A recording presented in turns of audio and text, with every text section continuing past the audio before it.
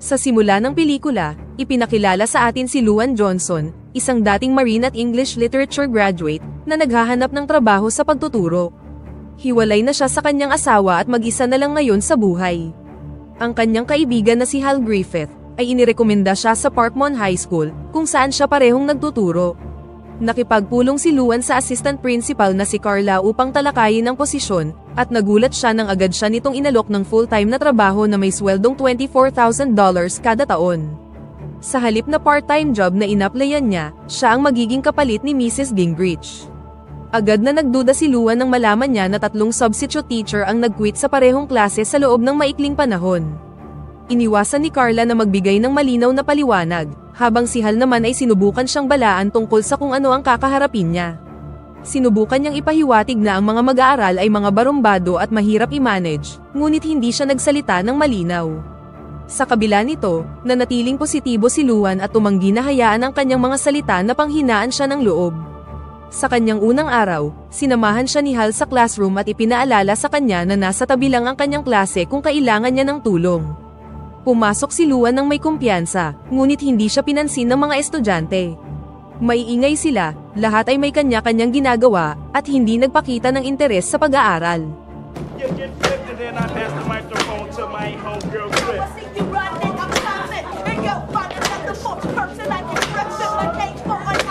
Upang subukang mabawi ang kontrol, tinanong ni Luan ng isang estudyante kung ano ang nangyari sa naunang substitute teacher. Sumigaw ang estudyante na pinatay nila ito, na umagaw sa atensyon ng klase. Si Emilio Ramirez, ang pinuno ng klase, ay sumali at kinutya si Luan. Naghiyawan ng malakas ang kanyang mga kaibigan, na lalong nagpagulo sa sitwasyon at nakaistorbo sa mga kalapit na klase. Noong una, ngumiti lang si Luan at hindi gaanong pinansin ang eksena. Ngunit habang mas tinutulak siya ni Emilio at mas lumalala ang ingay, nagsimula siyang hindi mapalagay. Sa huli, umalis siya sa klase at humingi ng paliwanag kay Hal. Tahimik na sinabi sa kanya ni Hal na ang tanging bakanteng posisyon ay sa grupo ng mga estudyanteng yun. Sa sandaling yun, napagtanto ni Luan na hindi silid-aralan ang pinasok niya, kundi isang mapanganib na hawla. Nagduda si Luan na mahahandle niya sila at labis na nadismaya sa mga kaswal na tugon ni Hal. Ipinaliwanag ni Hal na matatalino ang mga bata, ngunit kulang sila sa academic skills. Pinayuhan niya si Luan na humanap ng paraan para makuha ang kanilang interes. Determinadong huwag sumuko, umuwi si Luan at nagsimulang magsaliksik ng mga bagong strategy upang maihanda ang sarili para sa klase. Kinabukasan, dumating si Luan na nakasuot ng lumang marine outfit, kung saan nakasuot siya ng leather jacket, jeans at boots, para ipakitang cool din siya kagaya ng iba. Ngunit nang pumasok ang mga estudyante, hindi pa rin nila siya pinansin. Upang makuha ang kanilang atensyon, isinulat ni Luan sa pisara na dati siyang isang Marine, at tinanong kung alam nila ang karate. You're a Marine? Medyo risky ang move, ngunit gumana ito. Bagamat ipinagbabawal ng mga tuntunin ng paaralan ang physical engagement, gumawa si Luan ng loophole sa pamamagitan ng paggawa sa karate bilang isang ehersisyo sa classroom. 2 estudyante, sina Daryl at Raul, ang sumali at excited na sumunod sa kanyang mga direksyon. And you're gonna grab his wrist, okay? Nang humanga, sinabi sa kanila ni Luan na meron silang potensyal na maging Marine, ngunit mangyayari lang ito kung magsusumikap sila at makakakuha ng mataas na marka. Ang karate exercise na ito ay pumukaw ng kanilang interes, ngunit mabilis itong inilipat ni Luan sa English lesson. Nag-focus siya sa mga pandiwa, gamit ang salitang choose bilang isang halimbawa. Ikinonekta niya ang kahulugan sa mga desisyon sa buhay, tulad ng pagpili sa pagitan ng pagsuko o pagharap sa mga hamon, na nag-spark naman ng isang talakayan. Si Kali, isa sa mga gustong matutong estudyante, ay ipinaliwanag kung ano ang kahulugan ng salita sa kanya at nagpakita ng tunay na interes. Sa kalagitnaan ng lesson, pumasok si Carla at sinabi kay Luan na gusto siyang makita ng principal. Pagkatapos ng klase, pumunta si Luan sa opisina ni Principal Grandy. Nandoon din si Carla, at nang pumasok si Luan nang hindi kumakatok, labis itong ikinairita ni Grandy. Pinagsabihan siya ng principal dahil sa karate activity na kanyang ginawa, at ang pagpili niya ng mga paksa ng aralin. Binigyang diin niya na dapat siyang sumunod sa aprobadong kurikulum, kahit na hindi ito kawili-wili sa mga mag-aaral. Kinabukasan, sinubukan ni Luan ang isa pang diskarte. Nagdala siya ng mga candy bar at ibinigay ang mga ito bilang gantimpala para sa mga tamang sagot. Dahil dito, ang mga mag-aaral ay naging mas interesadong makilahok.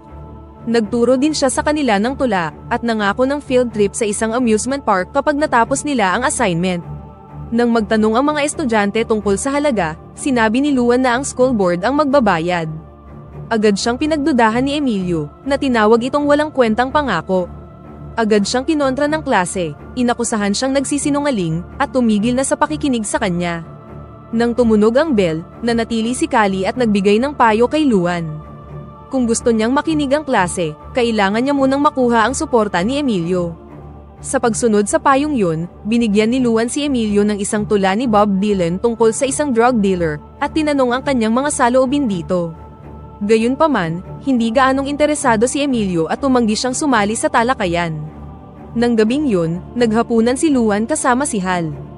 Sa kanilang pag-uusap, ibinunyag ni Hal na dati niyang matalik na kaibigan ang kanyang dating asawa. Inanyayahan siya ni Hal na gumugol ng oras kasama ang kanyang pamilya, ngunit magalang na tumanggi si Luan dahil pakiramdam niya ay hindi pa siya handa. Kinabukasan, nasaksihan ni Luan ang away ni na Emilio at Raul, na halos naging marahas na. Nang makita ito, agad siyang pumagitna at pinaghiwalay sila. Sinabi niya kay Raul na mas malaki si Emilio, kaya walang kabuluhan ng pakikipag-away sa kanya. Binalaan niya sila na kapag nalaman ito ng paaralan, mapaparusahan sila, ngunit nangako siyang ililihim ito kapag tumigil sila. Sumang-ayon ang dalawang lalaki at umalis, ngunit si Angela, ang kasintahan ni Emilio, ay binalaan si Luan na hindi pa tapos ang laban. Lumalabas na tama siya dahil hindi nagtagal, sina Emilio, Raul, Daryl at Gazmaro, ay nasangkot sa isa pang gulo.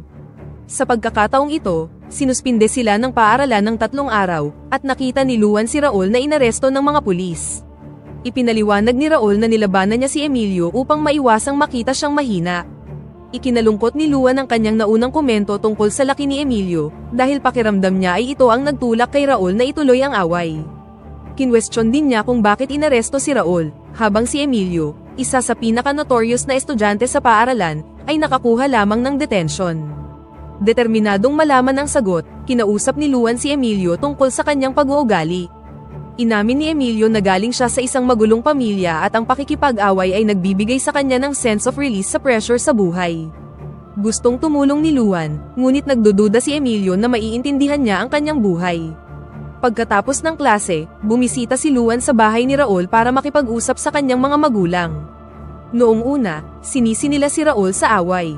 Gayunpaman, ipinagtanggol siya ni Luan, sinabing pinoprotektahan niya lang ang kanyang sarili at isa siya sa mga paborito niyang estudyante. Inilarawan niya si Raul bilang matalino, nakakatawa, at magaling magsalita. Ang mga salita ni Luan ay ginawang proud ang mga magulang at umantig sa puso ni Raul, na para bang hindi pa siya napuri ng ganoon dati. Kalaunan, pumunta si Luan sa bahay ni Emilio para makipag-usap sa kanyang mga magulang, ngunit hindi pinakita ang mga detalye ng kanilang pag-uusap. Kinabukasan, kinumpronta siya ng mga estudyante, at sinisi siya kung bakit naparusahan sina Raul at Gazmaro. Inakusahan nila siya ng pakikialam sa isang bagay na hindi niya naman dapat pinapakialaman. Sa pagkadismaya, binigyan sila ni Luan ng choice, umalis o manatili sa kanyang klase.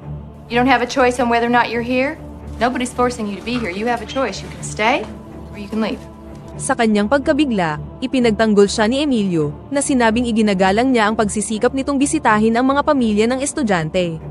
Nang mahikayat dahil sa kanya, nanatili ang ibang mga estudyante. Pagkatapos nito, nagsimula si Luan ng talakayan tungkol sa mga choices sa buhay, at sa wakas ay sumali na si Emilio. Sa paglipas ng panahon, lumaki ang paggalang ni Emilio kay Luan, lalo na dahil nagpakita siya ng tunay na pagmamalasakit sa pamamagitan ng pagbisita sa mga tahanan ng mga estudyante at pagsuporta sa kanila. Tinupad din ni Luan ang kanyang pangako na dadalhin ang klase sa amusement park, at nag-enjoy ang lahat sa field trip na ito.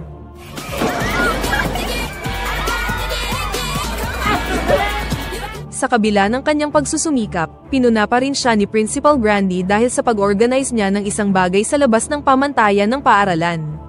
Kalmadong ipinaliwanag ni Luan na inimbitahan siya ng mga estudyante at siya mismo ang nagbayad ng lahat. Hindi pa rin dito na-impress si Grandy, ngunit wala siyang magawa para pigilan siya. Nang makakuha ng momentum, ipinakilala ni Luan ang Dylan Thomas Challenge, na naghikayat sa mga estudyante na bigyang kahulugan ang mga tula ni na Bob Dylan at Dylan Thomas tungkol sa kamatayan. Ang premyo ay isang magarbong hapunan kasama siya sa isang mamahaling restaurant sa lungsod. Sa kanyang pagtataka, sineryoso ng mga estudyante ang hamon, na gumugol pa ng maraming oras sa silid-aklatan upang magsaliksik. Sa halip na pahalagahan ang pagsisikap na ito, malupit na hinusgahan ng librarian ang mga estudyante. Ang mga nanalo sa challenge na ito ay sina Raul, Daryl, at Callie. Gayunpaman, hindi makakadalo si Callie sa hapunan dahil kailangan niyang magtrabaho sa supermarket, kaya nangako si Luan na dadalhin ang pagkain sa kanyang pinagtatrabahuan. Nang gabing yun, natuloy ang hapunan, ngunit si Raul lang ang nakasipot dahil ang iba ay kailangang magtrabaho. Ang restaurant ay masyadong overwhelming para kay Raul, ngunit hinimok siya ni Luan na mag-order ng pagkain at pinanatiling magaan ang usapan upang maging siyang komportable. Sa hapunan, ipinagtapat ni Raul na titigil na siya sa pag-aaral para magtrabaho, dahil kailangan niya ng pera para pambayad sa inupahan niyang jacket na nagkakahalaga ng $200. Sinabi ni Raul na feeling niya ay napakagwapo niya suot ang jacket. Nagulat si Luan na gumastos siya ng malaking halaga para sa isang piraso ng damit. Ipinaliwanag ni Raul na kakaunti lang ang magagandang damit niya at gusto niyang maging confident.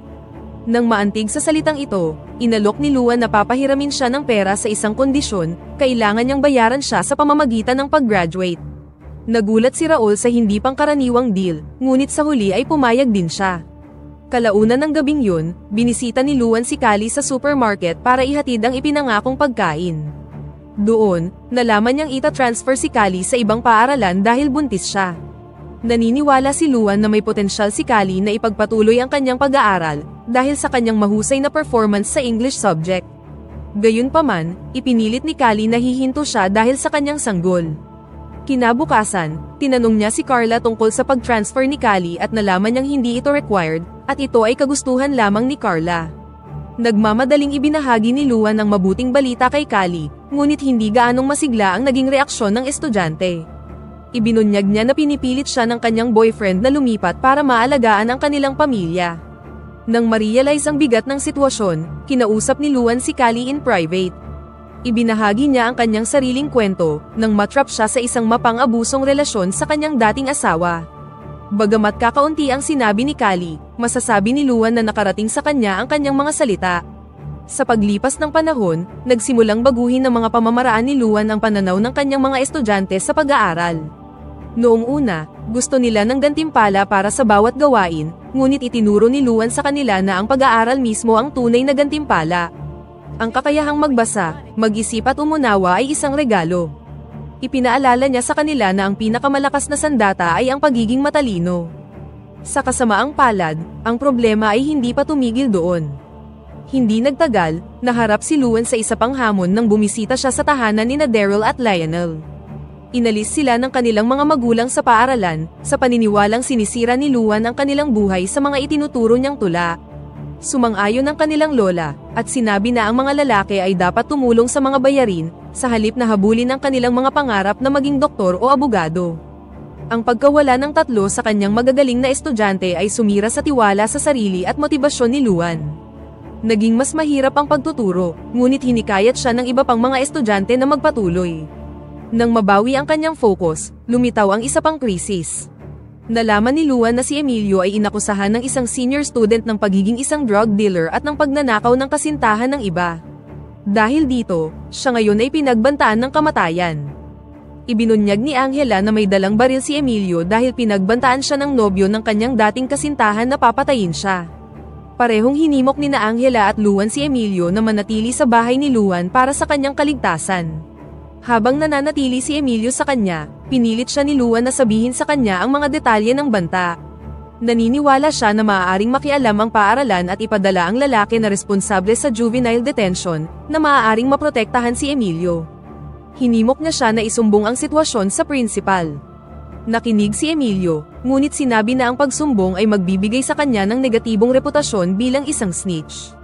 Inamin ni Emilio na handa siyang pumatay sa halip na dalhin ang reputasyong yun habang buhay. Ikinatakot ito ni Luan, ngunit patuloy niyang sinikap na mga tuwiran sa kanya. Subalit ng gabing yun, umalis si Emilio sa bahay ng guro nang walang paalam.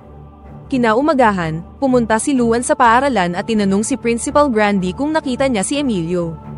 Inamin ni Grandy na pumunta ang bata doon, ngunit pinaalis niya ito dahil hindi siya kumatok bago pumasok. Sa pagkadismaya sa kanyang kawalang interes, bumalik si Luan sa kanyang classroom. Ilang sandali pa, dumating si Carla at sinabi sa kanya ang masamang balita, patay na si Emilio. Ipinaliwanag ni Carla na nadiskubre ang bangkay ni Emilio hindi kalayuan sa paaralan, kung saan binaril siya hanggang mamatay. Hiniling niya kay Luan na wag itong sabihin sa mga estudyante, nag-aalala na baka mag-riot sila. Gayunpaman, hindi pinansin ni Luan ang kahilingan at sinabi sa klase ang totoo. Nagulat at nadurog ang puso ng mga estudyante, ngunit hindi sila nagkagulo gaya ng kinatatakutan ni Carla. Sa paniniwalang nabigo siya bilang isang guro, nagpa siya si Luan na mag-quit na sa trabaho. Sinabi niya sa klase na ito na ang huling taon niya, nagdahilan na hindi siya pumirma ng permanenteng kontrata at meron siyang ibang plano. Gayunpaman, alam ng mga estudyante ang tunay na dahilan.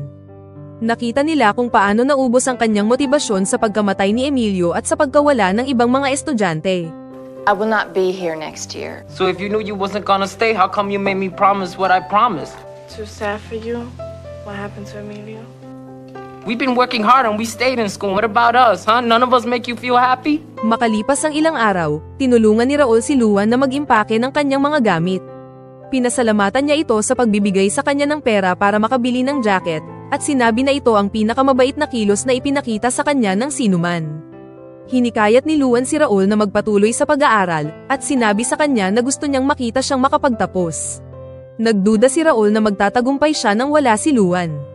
Tiniyak sa kanya ni Luan na mas matalino siya kaysa sa kanyang pinaniniwalaan, at iginiit na may kakayahan siyang magtapos.